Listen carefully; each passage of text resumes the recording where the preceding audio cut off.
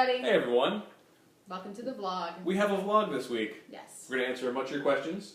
We're going to start with a couple things. First, some people have guessed, and it's pretty obvious on the site now if you look around, we are splitting Sky and Thunder. Those will be the next two previews that'll come out. Two previews. I think not next week, probably the following week.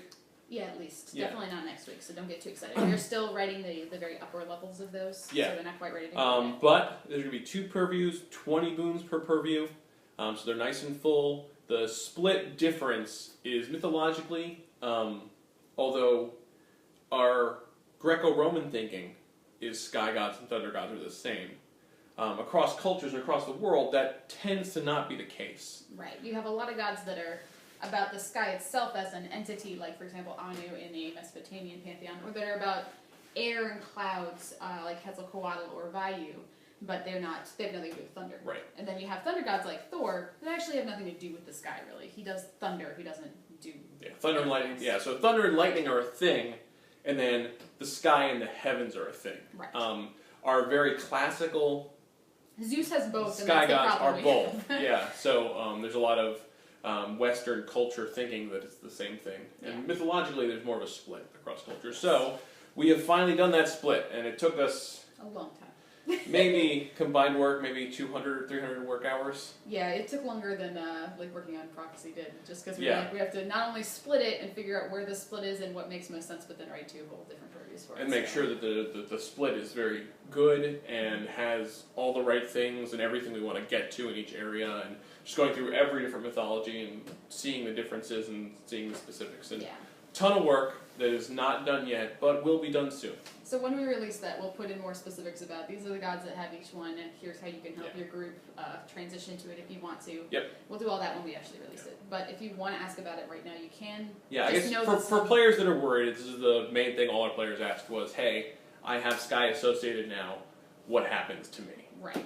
And how we're going to run it is that if you have Sky associated now, you get to pick. It's going to split, you may lose some powers that you used to have, and you can definitely buy those later if you want, but you get to pick one as your associated one. Yeah, regardless of which one your parent ends up having, because we don't want to penalize you because we changed a thing in the middle of the game. Yeah. So you'll pick whether you want Sky or Thunder associated. For you, your parent will have whatever they have. But Yep. And then at that point, you'll work with your storyteller to figure out how do your boons transition if you have boons that don't exist anymore, or boons that belong to the other purview. Yep. Or maybe you decide you're going to get both and you just go to lower level on both. Yeah. So we hope you enjoy them when they come out, but like I said, I think it'll be 2 weeks. Yeah, and if you want to ask questions, feel free, but know that some of the answers might be, we're not done with that yet, or we're going to tell you more about it when we release it. So. Yeah. But now, we have many questions for Nope, today. we don't. You want to talk about something else first? Oh yes, that's right, I'm sorry. I got a request about a week or two ago where someone said, hey, since you're redoing all the purviews and you're writing a whole bunch of new boons, so you're replacing new boons, is there any way that we as the community can participate and send you boon ideas that we have? And we think that's great. We'd love to hear from you. So we're going to go ahead and suggest that if you guys want to do that, please email us your boon ideas. We're not going to promise that we're going to use all of them or that all of them are going to like see the light of day. And if we start getting like 30 a day, we may not even answer you. But if you want to send us boon ideas or boons that you use that you think are really cool, feel free. Our email address is on the site. I'm going to put it in this post as well. And then, yeah, go nuts. I think it may be easier just to say, if you send us boons, we more than likely will not answer you. We get them sometimes, and I try to answer them, but if we're going to do a flood of them, like I don't think you need an answer that says, hey, we got this, cool. Because we're not going to look at the boons immediately until we're on that purview. Yeah, and even so, it might take us a lot of hours before we decide if that's... And we're not really have a, we don't need to talk to you about them. Like, we appreciate them, and we'll look at them and think about them and hope they help a lot. But they're not something that, like, we need a dialogue about. Right, so you may not, probably won't get an email back, but feel free to send us your ideas. Even if we don't use them, we love to hear from you and hear kind of what people are doing. So. And then if we end up using them, if it's not one we already have written, like, that you don't know about yet. But if we do end up using them, we would definitely give a thanks in the post and stuff. Exactly. Or we'll try to remember if we forget, we're sorry. We appreciate you guys. Yeah. Other thing, people are waiting on more episodes of my my vlog series about reading books. That's going to come out probably this week. I started writing all the characters for it, and that has taken a lot more time than I thought about. I'm getting more in depth than I wanted to, but I'm enjoying it. So I'm having a really good time with that. and some people sent me some really good ideas about characters they wanted, and I'm trying to make those work as much as I can. But we already have picked our next book. We will probably start. Wednesday I'll do a quick vlog. I'll go over the characters for the story that I'm writing. I'm also having to learn how to edit PDFs and stuff. But we'll do. I'll go over the new characters that'll be in the story. That'll be across all the stories, and then we'll do some pages so that next week we can get back to reading again. And now questions. Questions. We have many questions. Okay, we have first, way too many. That looks like a lot. It's alright. It's only 10, which is normally what we do. We're gonna blitz through them. Okay. Alright. How do you handle secrets and myths? Things that supposedly the gods don't know and would have big reactions to if they found out, but are an established part of the myths about them so humans know. Give me an example. An example would be, I don't know if this exactly works timeline-wise, but the myth we know that it's going to be Themis' son, who's going to overthrow Zeus. Zeus doesn't know that, has to torture Prometheus to get that information. But humans know it because we have the myth where we know that. So how does Zeus not know the things that the humans know? Well, he does know now, right? He does now. Maybe a better one would be like Ragnarok prophecies. Theoretically only Odin knows those, but humans know all about what's going to happen, so how do the characters in those prophecies not know that? When it's common knowledge on a human level? Well, it's those examples are a little strange because it's common knowledge 4,000, 5,000 years later. Okay. So that could be something that has leaked out slowly. Or I in feel a like case- somewhere in the ether is a better example. Yeah, I'm trying to think of I'm sure there's a case where one person is the son of an out of wedlock affair, but the god that is the other side of that affair doesn't know about it. But all the humans know. It's weird because those secrets seem to have to come out in the myths eventually. They do sometimes. I can't think of one where it stays a secret forever because usually there are consequences to that secret and that's part of the story. So if a story is finished being written, that's like a when myth, humanity knows about it. yeah, we find out See about that? Yeah. I feel like there must be an example where this happens. But let's theoretically say. Okay, let's theoretically say there is an example where, let's say, does Osiris know about, what's her face having that baby? Oh, Nephthys? Isis. Isis. Right, doesn't Isis, cheat on him with somebody? Oh, Min. The Min thing? I think so. There's a lot of weird stuff in there with for example, here's a better one. We don't really know what's going on with Anubis' parentage. Might be Set's son, might be Anubis' son. There's different myths about Anubis it. cannot be Anubis' son. I'm sorry. Might be Set's son, might be Osiris' son. If he is Osiris' son, why do we know that? Because that myth says that that's what happened, but Set doesn't, and doesn't take action, which he would probably do. Right. We've done some extrapolating and saying maybe that's why he killed Osiris, but we don't actually know that. It doesn't say that. So how do we know that, but he doesn't know that? Ooh. I mean, it's easy to just go to Fate. Fate said you can't know that part of the story. It's important, but that's a I'm not weird sure. thing Yeah, to I think say. it's a cop out. I think so. more possibly is Set's really stupid. Okay, so it's not the brightest of gods. Brightest We'll of go with gods, that, yeah, I don't want to actually call him stupid. But, I would say, we just know that's a possibility. Right. We don't know that's the truth. I think Set might know that's a possibility too. That's possible. I think maybe it doesn't happen. I guess if you have a specific example, you want to throw it at us in the comments, we'll go from there. Yeah. But I think this is something that we can't even come up with an example, so if it does happen, it's probably really rare. Yeah. And so we would have to do it case by case. Mm-hmm. Next question. Yeah, okay. How do you explain the story of King Midas, who's an ordinary mortal but gets the power to turn everything he touches into gold? What kind of Scion powers can give a mortal that kind of power? Well, it's not Scion powers, it's a god that does that. Right, yes. It's a, full-fledged kick-your-ass god. Who likes being a little shit, that's his thing. And usually that is the god level, a curse a mortal forever. Our issue, that I'm actually going to write this up in a blog post for later about the things we're trying to make sure the cat is just being insufferable. Sorry. Make sure we try to hit when we're doing the purview things. Uh-huh. And that is, there are some things where it feels like only a god should be able to do those. And we Right. think that only a god should be able to do those. But a power like that comes out in play is very boring and very uninteresting. I just spent 40 XP to make it so that humans always turn stuff to gold. Yeah, why did I do that? That's What fun is that for me? What does Yeah. that have to do with my story as a hero? I can't use that for anything really. Right. It can cause someone else to have a problem, but that doesn't help me out. Yeah. So we're trying to not have boons like that. The problem with that is that sometimes there are these things where it's like, how the fuck did that happen? And I think usually the answer to that is Avatar. Usually the answer is Avatar. It's hard to say why would Dionysus pay for an Avatar to give Midas Golden Touch. Yeah. I mean, other than I guess he was like, that guy was a dick to me, so I'm doing it. Yeah, I don't have a great answer for you. But I think Earth Avatar and Fate Avatar would be excellent choices.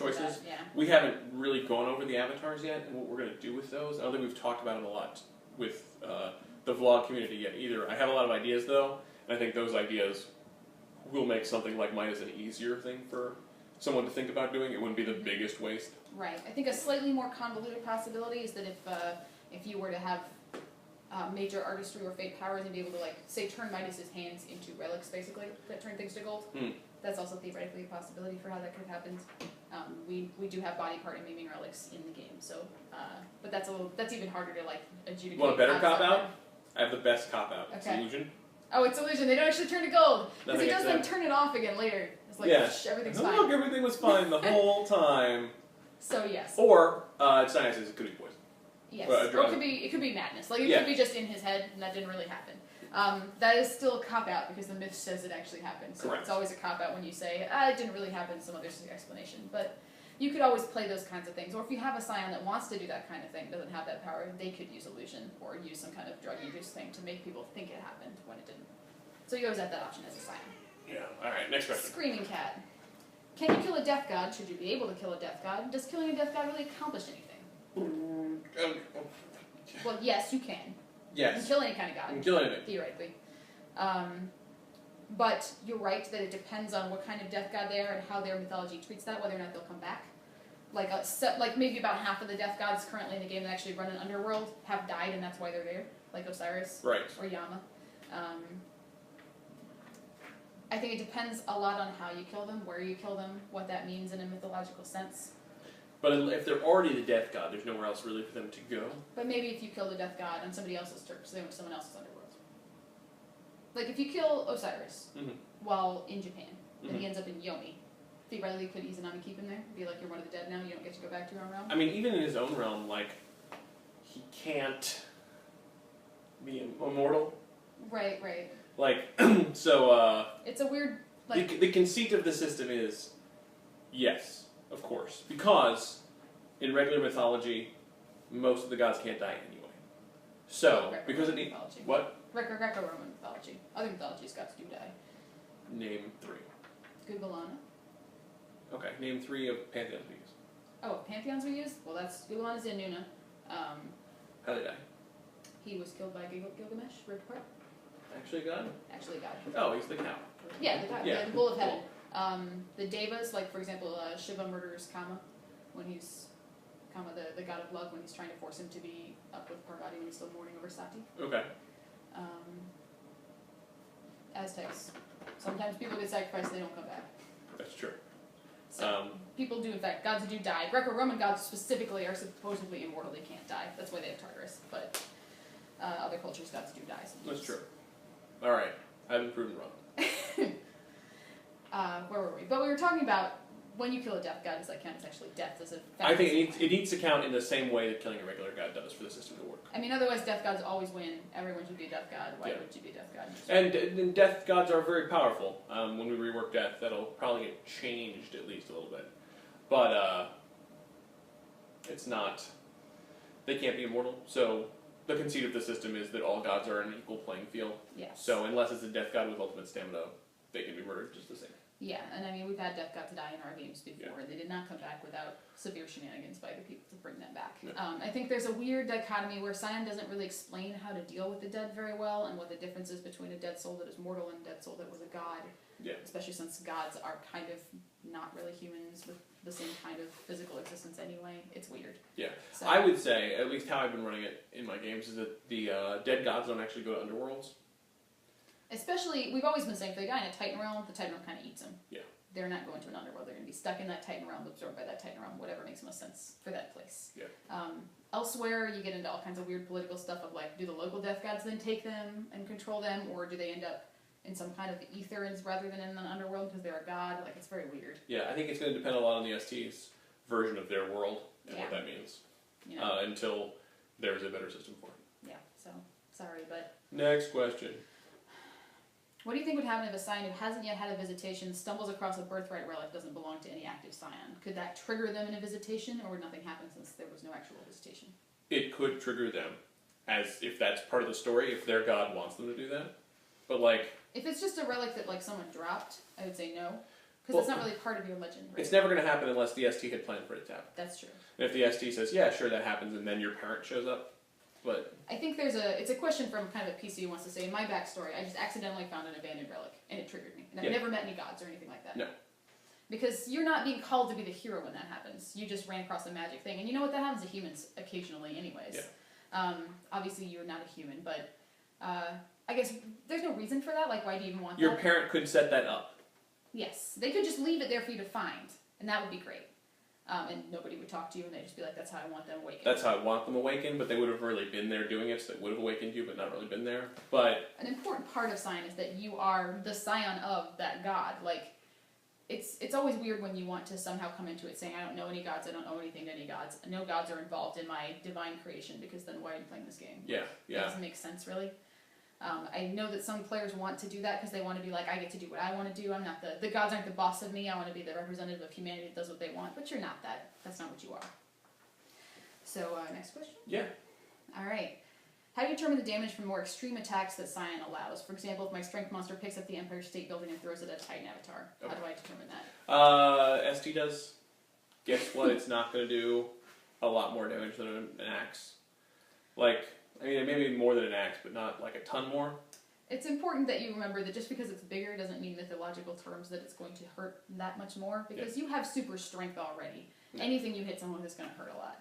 The Empire State Building is going to be more impressive probably to people watching. It's going to kill a lot of people that were in it. It's going to leave a cause a lot of landscape change. damage. Yeah, like you can do a lot of stuff with it, but that won't necessarily do a lot more damage. Like, you don't need to stat those things out, because you're never going to approach from a level of Empire State Building does 3,000 dice of damage. You don't need that, and it's not going to help anything, and it just encourages you to overpower and make things weird. Like, at that point, why would anyone ever use a weapon that's not a house? Why would they use their relics? Like, you don't want that in the game. No. So instead say, you can pick that up and hit people with it. I'll maybe give you some stunt dice. I'll maybe give you a little bit of a dice bonus. Yeah, like it's got some damage to it. It's made of concrete or whatever. Yeah, but it's not going to be like, you should always be hitting people with the Eiffel Tower because it's better than your weapons. No. That's a terrible idea. Don't do that. Yep. Alright. How far is too far for you guys in your games when it comes to PC morality? When you take one of your players to the side and ask them if their player can still be considered aligned with the gods or has become Titan-esque or should be gaining a dark virtue? Let me give an example about if my PCs try to wipe out humanity. Do I need to give them dark virtues? Do I tell them they're not playable anymore? What do I do? Okay, so here's a weird thing. It's a lot of gods try to wipe out humanity all the time. It's true, and some of them are not even Titans. Like Enlil among the Anuna tried to do the flood to just, they were annoying him. And so did Ra. And so did Ra. Like, people do that kind of frequently. Yeah. Because they're gods and when they have a tantrum, it's a big tantrum. It doesn't necessarily mean that you are... It's actually Vishnu's job, right? Like, not really. Like, he's obviously not supposed to be doing that. Shiva. Shiva, thank you. Yes, Vishnu's job is not that. But yeah, yes, like Shiva is the destroyer. Like, Vishnu keeps everything in balance, but... Yeah, Shiva's... or guys like Nurgle that cause planet-wide wars for no reason. Yeah. It doesn't necessarily mean that you're not morally okay to be a hero or a Scion or a god anymore. It just means that that's a thing that happens in mythology, especially with gods. They're not Titans, but they're still not humanity, and their morals are not always the same or compatible with humanity's morals. Right. I guess a lot depends as the storyteller and what you want the themes of your game to be. That's the important part. So what is the theme of the game? What kind of stories are you telling? And if the character doesn't fit those stories, then you get to have an intersection and say, hey, this character's fine. Like, I have no arguments with the character as a character, right, but he doesn't fit in the story that we're telling, so he's got to go. And there's also a question of, is your whole band doing that, or is it just one guy? Yeah. And like, if all your players are trying to tell that kind of story, and you as the storyteller are the only one that's not, you might need to look at, okay, what are they doing? How is my story not working with them? Why are they doing that? Yeah, is that just the kind of game they want to be playing? Then as the storyteller, you might have to say, well, maybe the story I'm telling isn't compatible for these players with these characters. Yeah. But if it's one guy and he's ruining everybody's day, then maybe you have to step aside and say, hey, what you're doing is making the story hard for everyone. And then the other thing is, how do their actions reflect what their parent wants them doing here on Earth? Yeah, are there repercussions? Like, yeah, and remember, going back to our other question about the finding the relic, your hero is your parent's minion. Yeah, even once you become a god, when you're not yet like Legend 12 busting avatars, they kind of have power over you. And so the stuff you're doing, it's how do they respond to that? If that's not what they want you doing, is smiting you an option or just like horrible punishment? You know, if you're a Scion of someone like Vishnu and you're trying to wipe out humanity, he's going to come say, stop it, you can't do that shit. And then that's going to have, he may bring allies, he may put stress. I mean, if you're a Scion of anyone. Yeah, anyone that doesn't want you doing that. Yeah. Which is maybe most people. So there's real repercussions, and just let the PCs know that there's real repercussions before they do it. And then if they start doing it, know that you can hide nothing from the gods. Exactly. As heroes or demigods, like, they know everything. They will find out. Yeah. Alright, do you guys have any way of setting apart gods and goddesses of hunting mechanically? I've been trying to think about writing a hunt purview, it doesn't really work. How do I represent things for them? Okay, cool. So hunting is a thing that there are gods of. Yes. Usually, gods of hunting are gods of hunting tools, tracking, and animals or wilderness. Usually it's not, I didn't want to say animals because there's a very specific divide. Yes, between an animal totem god and an animal hunting god. No. Oh, wait, go ahead. Okay. Between an animal god and one who hunts them. Mm-hmm. Those are not the same at all. Right. Like an animal god is one who venerates and uses those animals for specific things. Sometimes is a totem, sometimes is they look out for those things. Caretakers, yeah. But a hunt god specifically goes to kill lots of different types of animals, and it's always for the killing.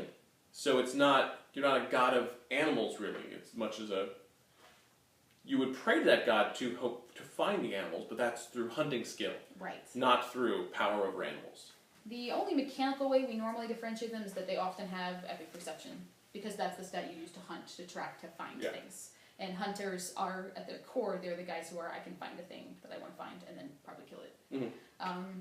They don't need a hunt purview. I think we've talked about that a lot of times before, but it's one of those god associations where, yes, there's a god of hunting, but that's not something that a purview needs to represent. It's not this cosmic primordial idea. It's a very, it's a concept that it's a conglomerate of other things. Yes. And you could...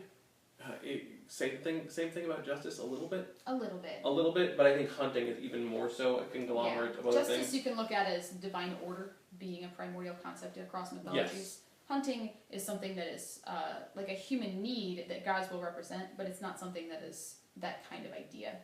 And I mean, you don't need a hunt purview the same way you don't need a wine purview or you don't need a metal purview, because those things are either part of something else or they're not big enough an idea that they need to be a cosmic force like that. Cool. So that's what we do.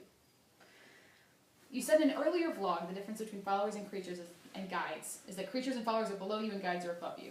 If I have a character who wants the Valkyries as a guide at hero, would it be possible at demigod they turn more into an equal ally? I want them to be able to give me advice, but physically help me out when I need it to.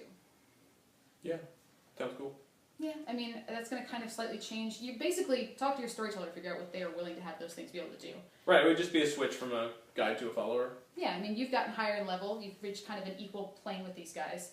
They probably aren't going to be as good at the guide stuff anymore, because... They probably wouldn't do the guide stuff anymore. Yeah, so they would become followers, they would physically do stuff for you. Because you don't need them as guides anymore either. Exactly, they don't have access at this point to anything you couldn't directly have. If you're a god, the Valkyries are below you. That's just what they are.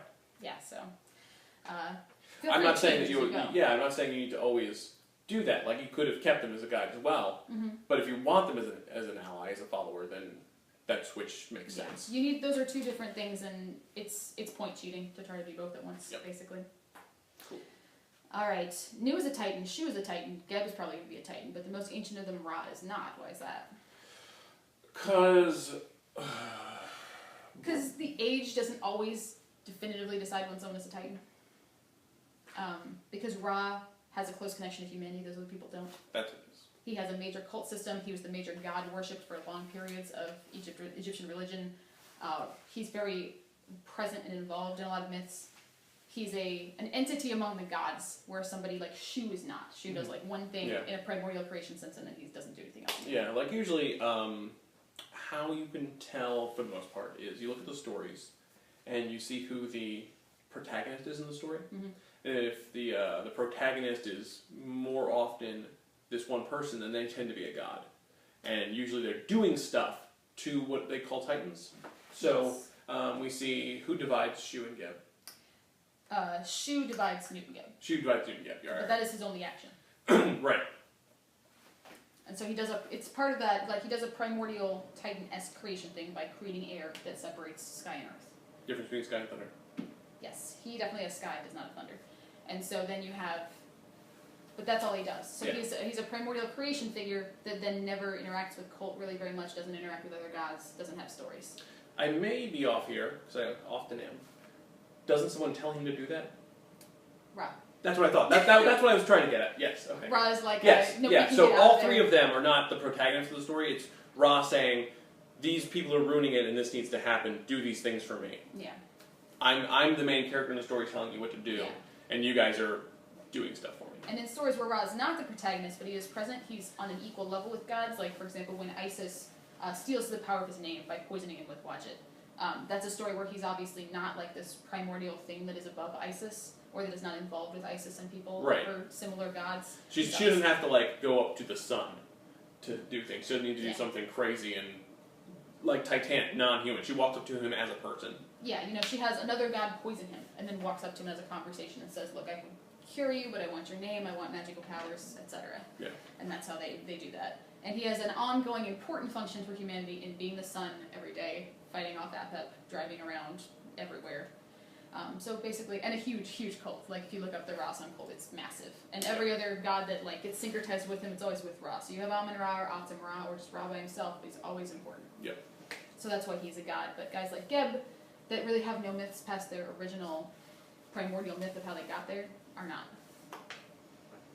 Alright, final question. If everyone on Earth, for whatever reason, suddenly got a point of legend, would the gods then be able to get up to their old tricks without having to worry about fate bonds? Would they do that? Is there anything that could do that kind of thing to humans? So that would be what we used to call the, again, we're going back to Greek, but I think it works with Aztecs too, and several others. Yes. That was the time of myth. That was the time before where the gods were able to run around and do all these things. Or it was the third world, or the fourth world. Right, yeah. So in the Aztec times, we have different worlds. In the Greek times, we have different ages. We have the Gold Age of Man and the Heroic Age of Man. These other times where these things were happening, and I think in the Heroic Age, there were definitely still regular humans. But in like the Gold Age, every human was made of gold. Yeah, it was not what we would call humans now. They're called mortals because they were the mortal race then. Because they died. Yeah, they were made of gold, they had no problems, they were perfect creatures, and then they died as a result of god squabbles. Right. So those people had legend. And the idea is in every culture, eventually, humanity comes about. Yes. So whether or not you could go back to a time like that is tough to tell. I think that there's a big overarching story idea in a lot of those cultures that you get to the point of current humanity because the gods have screwed up too much, they have created this with their own actions and fates, or because humanity has reached a point where their determination of their own fates, they're no longer like baby races that were created with no idea about what to do, that they have begun to affect things in a mythical sense. Or through both of those examples, fate was wanting to get there anyway. Right. I think it's an evolution of fate kind of thing. Because we're the ones that have dreamt up the gods, theoretically. There's a conceit that fate wanted that to happen. That everything led up to humanity, as like a circular reasoning of humanity created God, so everything ran Scion up. is very interesting in that idea because mythology does say humanity is important and humanity is central. Everything is about humanity, but not in the sense that humanity can fight the gods, but that humanity shapes the universe with their existence, basically. And the idea that fate wanted that, and fate is the overarching controller of everything. Humanity are the servants of fate, basically. Right. Gods are the ones who can kind of try to act against fate. Humanity are the ones that serve in do exactly what fate wants all the time. That's why the no legend people get the fate bonds, because they're doing the things fate wants them to do. Yeah, and they have no control over it. Yeah, if you have a prophecy about mortals, it happens to them. There's no winning that one. It's going to happen. So, I mean, I can't think of anything particular that would do that. I'm sure you could come up with a thing in your game where that event happened as a result of huge whatever. I would say it's very similar to our game with the Fate Realm is broken right now, in that everybody would think it was really cool for a minute. And then they'd be like, this is awful. And then realize that it was awful. And then everyone would go crazy to fix it. Yeah. The thing about Fate Bonds is that when they're buying off something you want, or they're buying something you don't want, you are really annoyed with them, and they're irritating. But when they go away, then you suddenly realize, I have no effect on the world really anymore. I don't get bonuses to the things I'm good at, and no one cares. I don't have cult centers that care about me, no one cares. I can't affect fate just by existing the way that I used to be able because I no longer have that power because humanity doesn't have that power. Yeah. So, I mean, if you were like, they're buying off my fire, I hate them, then yeah, you probably love it for a few weeks, but remember, you also don't have buffs to your rolls anymore. People can beat you who couldn't beat you before. You don't have that kind of, you don't have a cult where you can go perform a task and get a bonus, it's gone. Yeah. So yeah, you could do it, but you know, I think it would probably be horrible, and the end result would need, the story would need to get back around to humanity's important. We have to get back there. yeah, and I mean, Fate would always be trying to do that anyway, because as we talked about, that's why Fate does that. In our games, when things like that have happened, it's always been like a dozen gods blew a purview avatar, something happened in a Titan realm, there were massive consequences, people died everywhere. Like, it's not something that someone's just going to go do a spell and make happen. So, it's never going to happen by accident. Cool. That's it for our questions. questions. Alright, we have finished 1/19 of the Questionado today. But yeah, hope you enjoyed it, and next week we'll probably be back with another vlog. Yes, we will. He's lying. Question is much bigger than that. What? It's bigger than 190? It's like 200 now. Oh!